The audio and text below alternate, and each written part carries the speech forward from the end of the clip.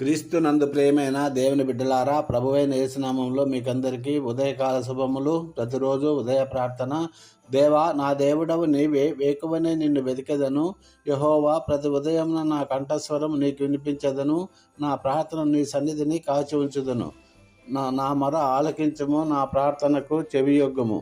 మహోన్నతుడా, సర్వశక్తిమంతుడా, జీవము గల మా ప్రియ పరలోకపు తండ్రి, ఈ అత్యంత ఆశీర్వాదకరమైన ఉదయకాలమున నీ పరిశుద్ధ పాదములకు కోట్లాది వందనములు చెల్లించుచున్నాము.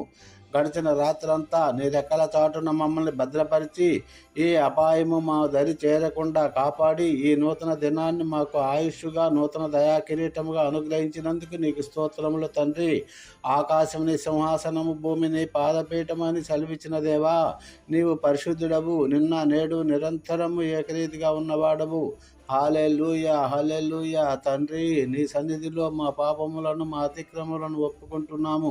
మా తలంపుల ద్వారా, మా మాటల ద్వారా, మా క్రియల ద్వారా నీకు విరోధముగా మేము చేసిన ప్రతి పొరపాటును క్షమించం ప్రభువా.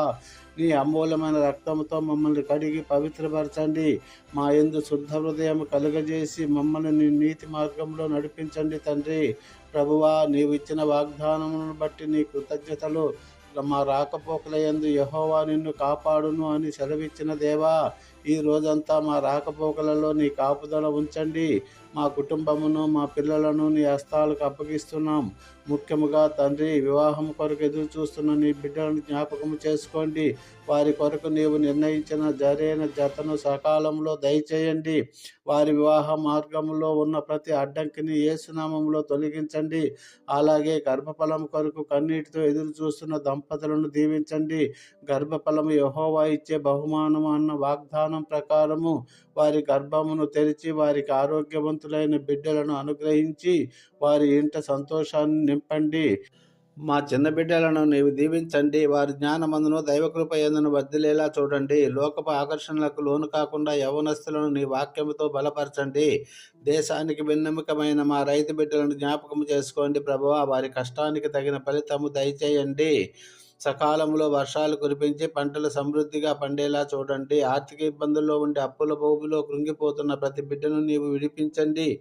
వారి చేతి పనులను ఆశీర్వదించి లేమిలో ఉన్న వారికి నీవు సమృద్ధిని ఇవ్వండి తండ్రి.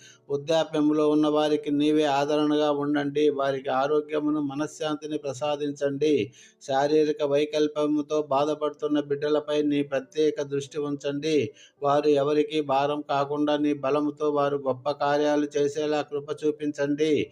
అనాథలైన బిడ్డలను, దిక్కులేని వారిని నీవే తండ్రిపై ఆదుకోండి ప్రభువా. దేశ నాయకులకు